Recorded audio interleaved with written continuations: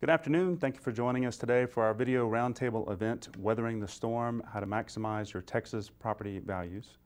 I'm your host, Matt Hudgens, and this is Dick Anderson. He's a partner at HPI Real Estate Services and Investments. Sam Houston, at the other end, is a project partner at HPI Real Estate Services and Investments also.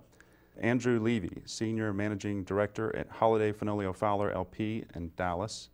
What can the property owner do to combat some of these forces that are weighing on them and weighing on the economy? What we're trying to do is to really, like Sam mentioned earlier, really understand our tenants and what they do.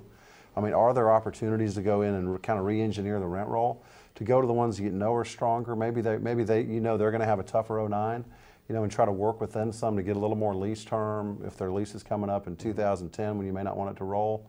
For sure, early on the renewals, if their lease is coming up in 2009. The worst thing you can do in a bad market is lose tenants. Sam mentioned downtime, additional tenant finish, free rent. It's a nightmare for a landlord to lose tenants in a down market. So we have to fight hard to know our tenants and keep them. I think now's the time to really look at the expense packages of buildings, whether or not they're triple net leases or full service leases, to try to save the tenants money from an expense standpoint. If that means going and renegotiating contracts with our vendors, aggregating our vendors more, go to 2 landscapers as opposed to 4 and get better deals from the 2. The pennies start adding up from an expense side to a tenant. And any relief we can give them, we're working hard on trying to do that right now. How about energy efficiency and maybe some of the lower end changes you can do to increase the green nature of your buildings? Is that worthwhile? In all of our new developments, we have tried to be as green as possible, because it's just, I would call it economically green. Things that are really going to, in our business, it all comes down to, the lip service of green is one thing, but the rubber meets the road if it's economically feasible to do something. We've tried to take advantage of all that we can.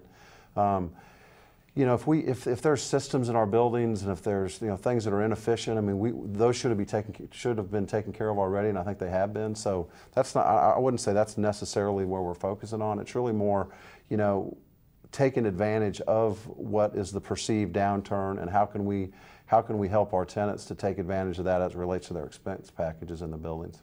Have you done? Is this a good time to do strategies of maybe taking your moving your tenants around within your properties, maybe to free up your more marketable space? If you've got somebody who's struggling, maybe give them a deal, put them back in the back so that you have the nice ground floor space to market.